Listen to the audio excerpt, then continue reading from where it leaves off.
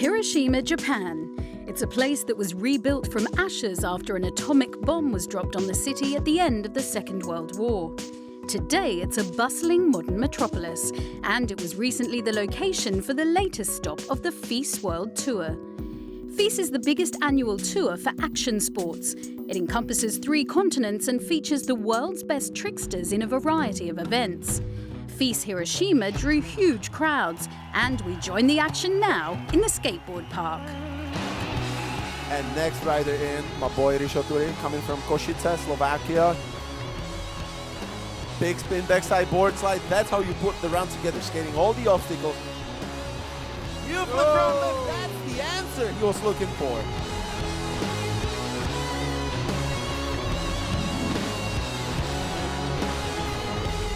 Daisuke Ikeda dropping in. Back 270 lip, 270 out. Wow. A tray flip across the gap. That was clean. Ollie up and back 3 into the bank. Then that mech twist. Daisuke is just on fire. Like, there you go, people. Daisuke Ikeda taking the win out here in Hiroshima. I'm really happy with every run I did. Listening to my music whilst I'm skating really helps me focus on what I need to do. I had some good qualifying runs in the semis, and so I knew exactly what kind of runs I had to do in the final to take the win. And it all went according to plan. Daisuke, who hails from Tokyo, was a popular winner with his home crowd. So up next, BMX Flatland Freestyle Finals. Stay tuned. BMX Flatland is always popular with FISE crowds, and it was no different in Hiroshima. This is our 2017 defending champion. We're talking about none other than Jean-William Prévost. He was the man of 2017. He won every important contest. Ooh, and there you go, 83.3. Next riders in the gates is going to be none other Alex Jumelon. Alex has such a bag of tricks and such experience that he can rely on, whenever things go wrong, he can always get back on his feet, and that's his talent right there, that's his force.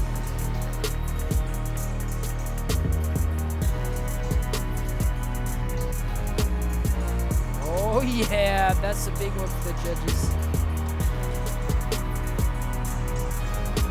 Start this final very different than the qualification and the semi-final. This one was like, you have to be hungry, you have to jump on the back. If you fail, jump again and try something even harder. So I was battling myself to go harder and harder. I had a few touch, but the judges is looking for originality and difficulty, and that was pretty much what I was trying to do, and hopefully they liked it. I ain't doing this without the money, cause ain't nothing I can get without the money. I said I'm all about the tips, ever see me with a chick, guaranteed I got a tick about the money, oh yeah. Only thing that I know is the money. Look how smooth, that was so fluid right there. Yes, look at that full bar spin steamroller. That's a really hard one right there. The whole weekend has been amazing, and Japan is my favorite country. For me, riding here is very special, because I know here I have to give my best. It's the country where flatland is the biggest. I know when I come here I have to be all in, and that's what I did, and it worked, so I'm very happy. And then there was just one Matthias Dondois. Now look at that signature Matthias no-handed off-backer right there.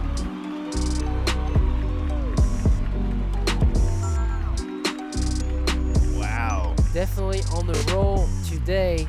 You know that I ain't playing for the money. People treat me like the man, cause they see I got a plan, yeah. I go Super Saiyan for the money, oh yeah. We at Rude Chris get steak in. Bought stones in the wrist like A-Ben. And the kicks like downtown law friend.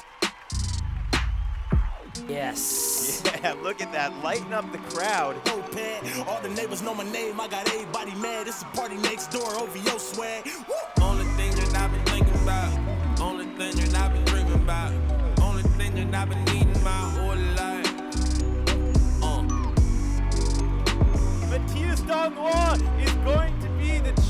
champion out here in Hiroshima with a 90.33. Honestly, I'm speechless, you know. I had a difficult job to go last, you know, because I qualified first. So it's always really a lot of pressure to go last because you get to see everyone's riding. And Vicky killed it right before me. So it was like, at the beginning of my run, it's like being in front of a big mountain with a Spanish flag on it. You're like, oh. But yeah, I don't know, I was focused and I feel good on the bike at the moment. So it worked out and I won, so I'm super happy. So in the end, France's Matthias Dandois, an athlete who many call the most dominant rider of his generation, winning here in Hiroshima.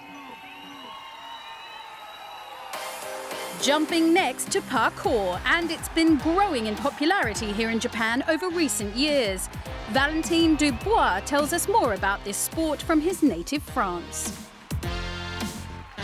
So in speed, you're judged on your speed. You need to go from A to B in the most efficient and fastest way as possible. So my technique for the speed is most and foremost to focus on what I will do. Based on my body type, based on the technique I master, like I'm trying to visualize what kind of course I will have to face. And I use also tools from different sports. So I will use Olympic lifting, I will use track and field, I will use some technique of gymnastic, of climbing to be better at going up, and then I do my own mix. And that's what's beautiful about parkour. I analyzed this course. When I saw it already, I knew there was a lot of climb up. There was a lot of going up, and it goes up and down. So I knew I would have to be able to absorb very well the impact. So you don't want to get too high when you go over an obstacle. You want to stay quite low to really have that kind of ricochet effect, right? Where you go like boom, boom, boom. It's really about the little details, especially on this course because it's a very simple course. It goes straight forward. There is no like change of direction. There is no tricky foot placement, etc., etc. So you need to be, it's very simple, but every little detail will count. You're gonna look at the course, you're gonna see what works the best for you, and you're gonna see what works the best in terms of efficiency, right? But usually the key thing is put as less step as possible. It's like a puzzle, right? You have to figure out, you have this course, and with your body you have to fill up the holes and use the right tools in order to overcome it and be the fastest.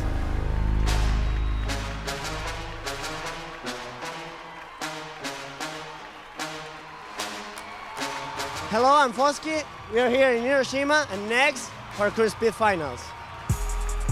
There you see the parkour course. All come down to this. This is the moment of truth. Two athletes racing each other side by side. You need to go the most efficient way from A to B.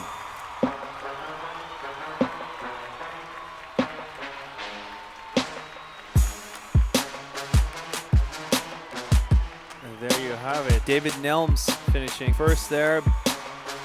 And Chris Harmit. He's racing against Valentin Dubois.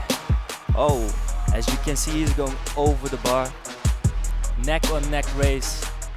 Oh, as we can see, it is literally a matter of seconds here. One slip and it can cost you your spot. Jeremy Lorsignol. He's going against Paulo Tavares. Oh, there we go. It's a bit of a different start from Paulo. Paulo chooses to do a Kong there instead of a dash. Again, as we see here, it costs a lot of energy to go over those walls. We usually have shorter courses that are 20 seconds long, and we try to sprint through them. But with this course, the key was to manage your energy and fatigue throughout the runs. A good flow and rhythm helped me do well. Crowd is going crazy, they know they're on TV. Jesse Verrill from Canada.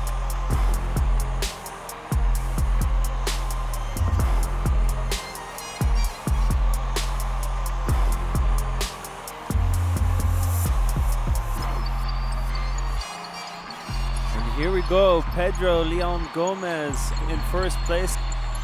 The course really fit with me, so that's what I thought, like I had good chances. I train landings a lot, so I know how to take drops and kind of this kind of stuff. So let's say this course is pretty much like going up and down, and that's kind of my style.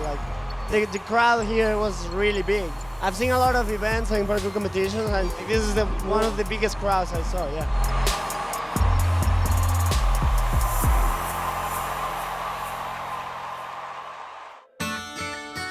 The women's freestyle BMX competition here featured a legend of the sport, 37-year-old American Nina Buitrago. So I've been watching the FISE series on the internet for like most of the stops. I finally made it to the last stop in China, in Chengdu. I think being there in person just completely blew me out of the water. Like what you see as far as coverage doesn't fully give you the full rundown of how great it actually is. The women are killing it. The progression at every stop, and then just seeing how by the time I got to China, the last stop, everyone just throwing down, and like there's a best trick contest for the ladies, and pretty amazing to see how far women's BMX has come, and that this event exists, and that they're just constantly like pushing us, and I love seeing that. For me, it's a dream, because when I first started, there wasn't really any events at all for women. I just kind of started making our own. So to go from when I first started, there wasn't even a lot of women at all, making my own events, and then traveling across the world, and then now this is like leading up to the Olympics is pretty sick. See what the girls are doing now. It's just wild. For me, it's a dream.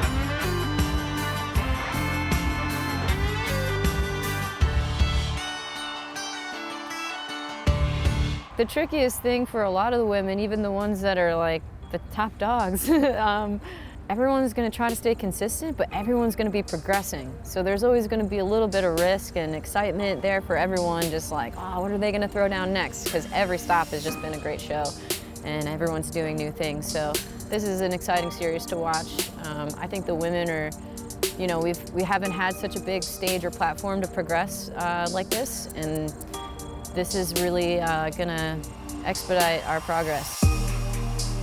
Nina just missed out on the medal podium in Hiroshima, finishing 4th. Runner-up was American Angie Marino, who hails from the BMX hotbed of Greenville, North Carolina. Bronze here went to 18-year-old German rider Lara Lessman.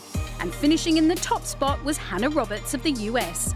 She was the 2017 FISE champion, and in this sort of form, she'll be the one to beat again as the 2018 FISE season progresses. This course is really unique. You had to really come about it. You had to think about what you wanted to do and how you wanted to approach it. I think I managed well around it. You just gotta look at it more openly and find like hips and stuff that you could really utilize.